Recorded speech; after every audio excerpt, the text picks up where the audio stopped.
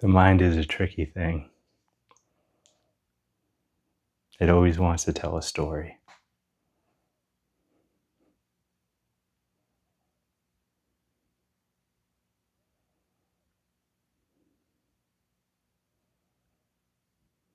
In spiritual communities, they talk about you're not your story.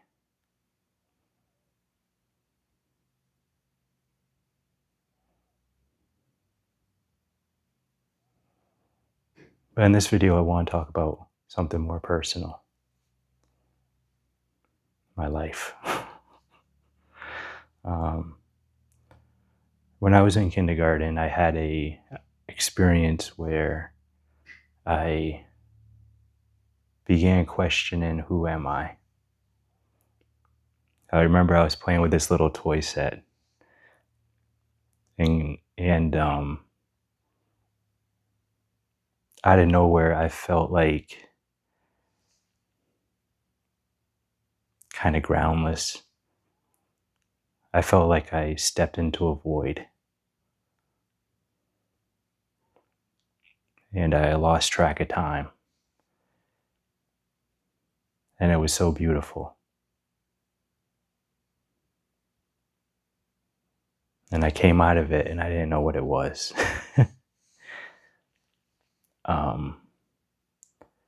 But it began the journey of curiosity of life.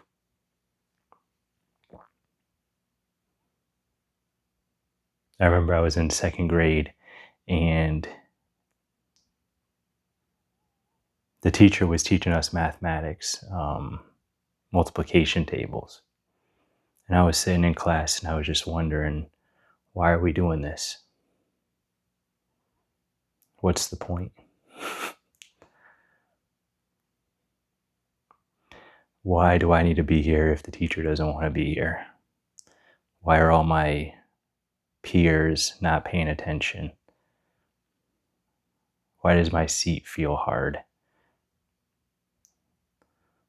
Why does this environment feel uncomfortable and I'm supposed to be learning? I was more curious about that stuff than multiplication tables or whatever my teacher wanted to teach me.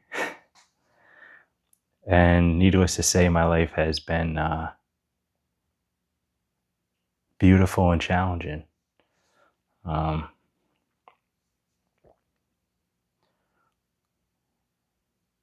still did a lot of the common things that you do growing up.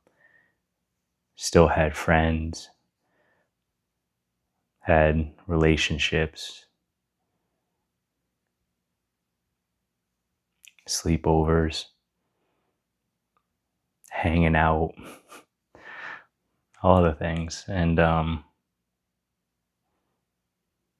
never really felt like I was right there with it, like right there with everybody, like enmeshed in it. I always felt like I was kind of like an outsider, like on the outside of it, just observing it all happening, and curious and confused. And I felt like people had a manual that I didn't have on how to just live life. But I still did my best to engage with it and pull it off. And it was tough, you know. I was very sensitive as a kid, and I felt things deeply.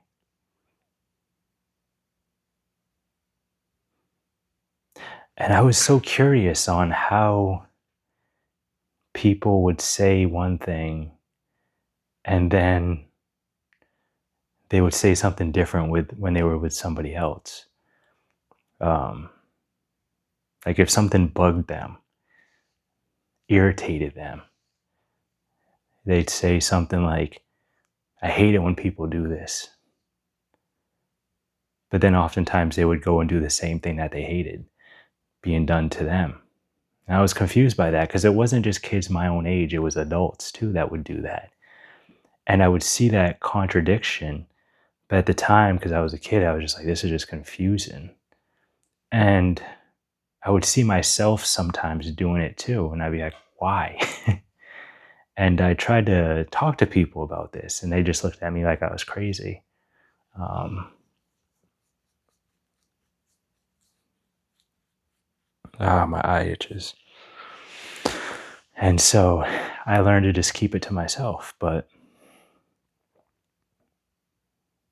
now, as an adult, the sensitivity hasn't gone away, the curiosity hasn't gone away. The confusion has kind of become a little bit easier. Because I've learned a lot from psychology, self studying psychology and human behavior and human anatomy and how the mind and the body's connected and all these different things, because I felt like I wasn't getting the answers I needed from people that were professionals in their field. And the self study route has been, I feel like, very rewarding. But yeah. And this video is not, it's just me talking about whatever arises.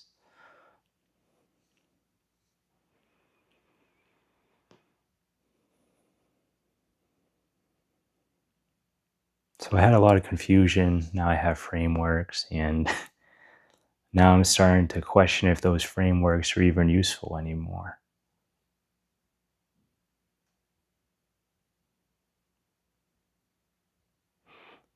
To define who I am and who other people are. It's a weird feeling, and it's hard to explain, but I'm going to try to explain it. It's like when you watch a TV show or a movie and one of the characters looks right in the camera and says, yeah, I can't believe they're doing this either. I can't believe we're stuck in this. I'm stuck in this matrix of playing this character in this movie. I see you there on the couch. It's kind of like that for me, where different environments, it's expected to behave a certain way and communicate a certain way, and that there's consequences. And mostly the consequences are fear of being left out, fear of being judged, fear of being ridiculed or gossiped about or looked down on. And I don't really have that nearly as much. So it's weird, because a lot of the games that we play as humans is to do things to get approval, to do things to fit in, to be liked. And it's weird to actually be in that and see it happen and see the emotional reactions and the stories that the mind creates, and seeing it all happen in real time and still having to play the game. Like, the show must go on.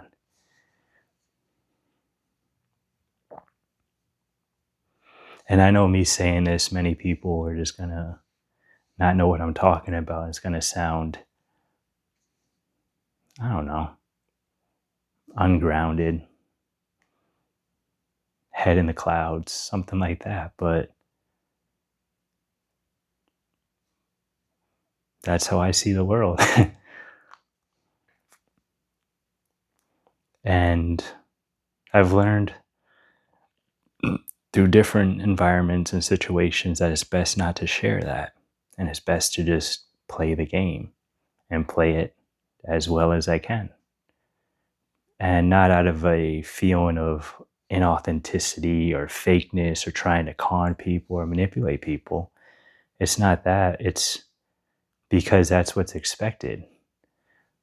You know, in certain environments, you're expected to behave a certain way.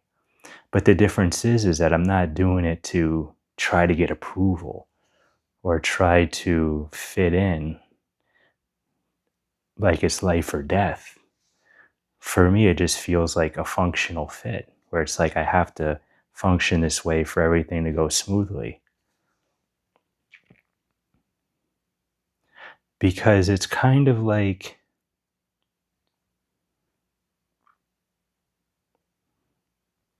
and because of the, I guess, the context of this video, if you're still watching it, then maybe you can resonate a little bit with what I'm saying.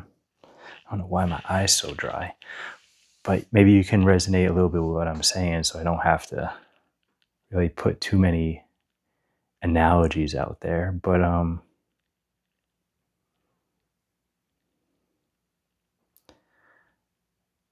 when people are very focused on rationality and logic and metrics and the incentives that we have in the world, when they see somebody that doesn't seem to be bothered by that, and they don't seem to be playing the social games of seeking validation and making themselves small or making themselves big, like puffing themselves up or really shrinking themselves down, and they're just pretty much a solid baseline. A common thing that happens is a person will say, this person is probably very crazy. Maybe they're not civilized enough. Maybe they're not, they seem like they're missing something. They're missing the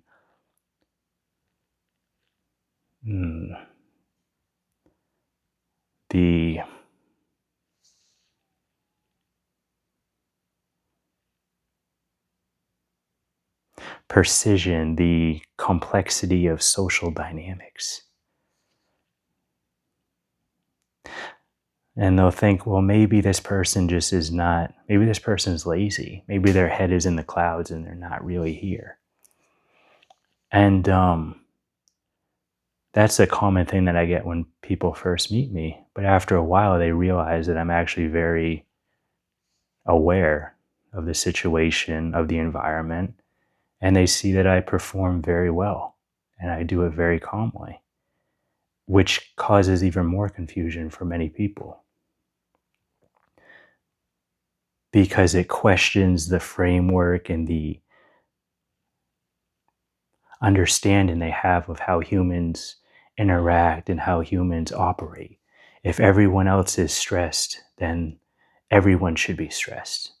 And when they see someone that isn't stressed and is just looking at it as kind of like a play and is still efficient and is still able to meet times and deadlines and stuff like that, they get confused.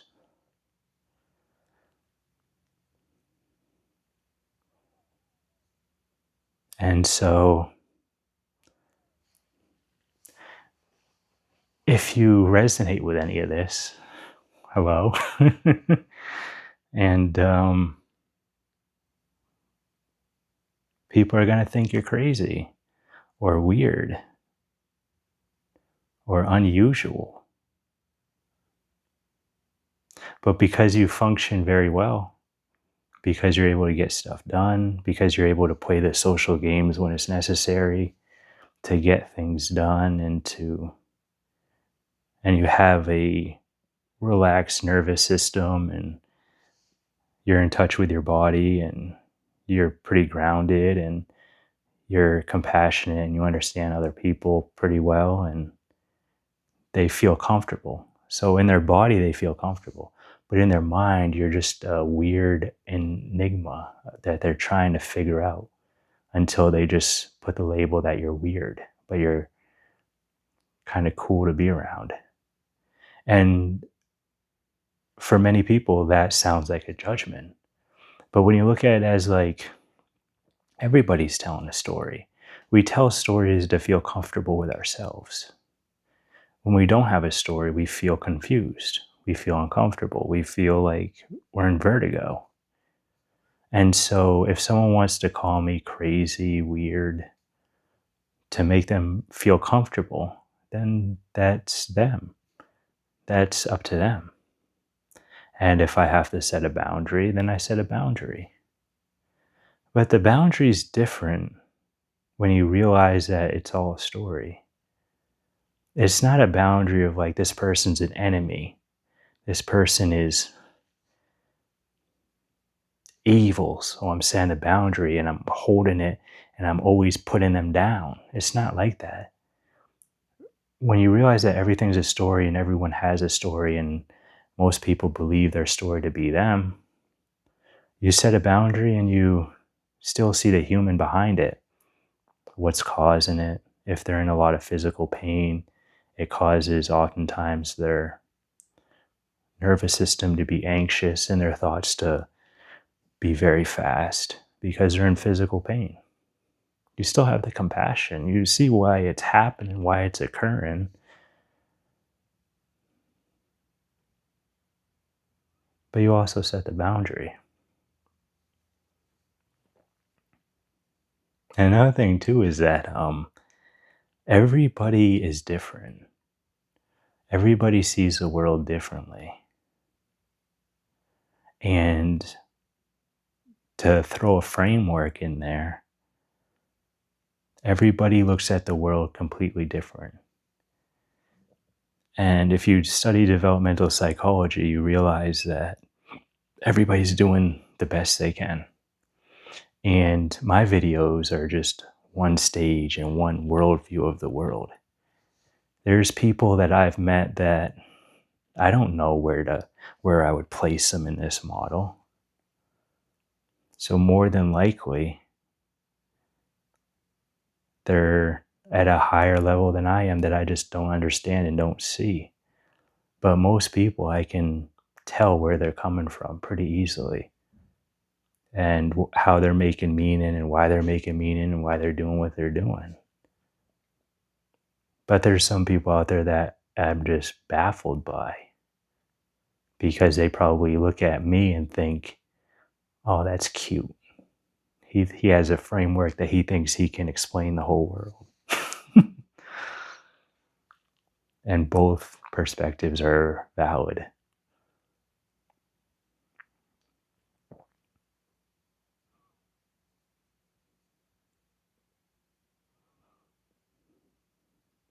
And I have this natural tendency to want to structure my YouTube video, this video, in a way that's expected or common to be able to get people to not feel like they're becoming groundless. Like, what is this? This is confusion.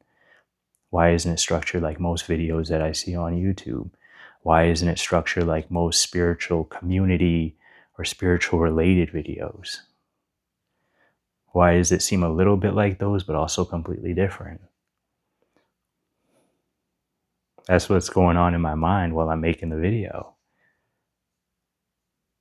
But there's people out there that do resonate with this and they do see the world like this or similar, and they don't want the fluff.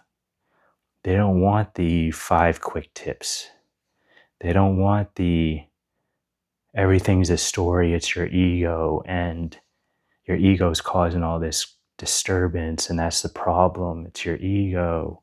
They don't want that. They're tired of that shit. They want authenticity. They want to be able to not so much understand stuff intellectually because they already are pretty good at that. They want to be able to feel in their body somatically. They want to watch a video and see what it feels like transmuted through the screen of 2 bodies, 2 nervous systems having an interaction. And the medium of YouTube and much of the internet isn't a space that is used to that or comfortable with that or even knows what to do with that. And so I face an uphill battle. How would the YouTube algorithm find people to relate to my content? How would it? You know? But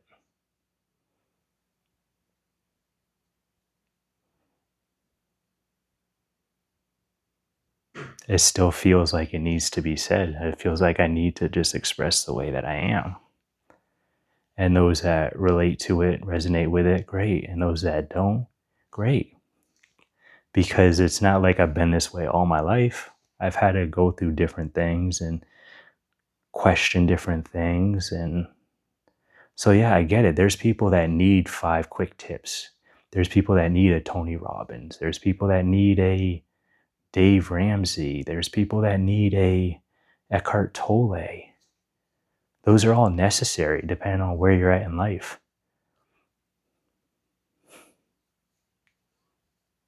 Some people need an actualize.org where you just really use your mind and throw all the models and your logic at reality to then say, to get to a point where it's like, well, I've exhausted my logical frameworks.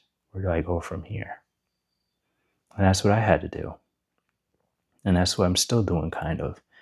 Like, I still use the logical frameworks, but it's like with a light hand. It's like a game, like a play.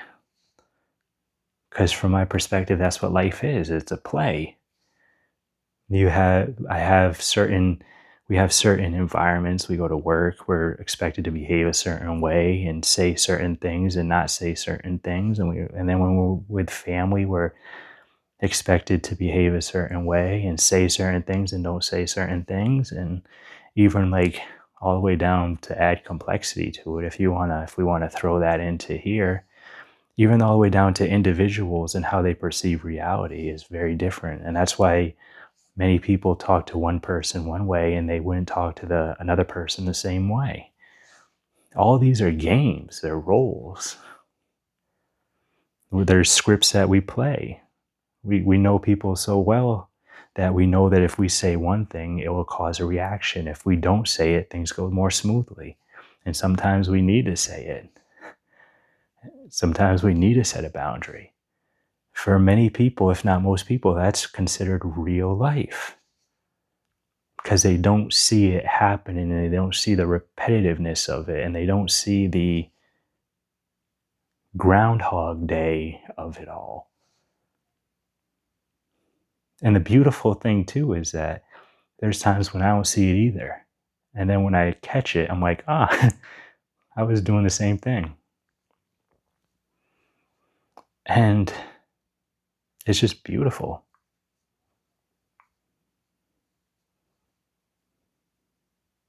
Yeah, that's it for this video. If you've watched this long, thank you for watching, and take care.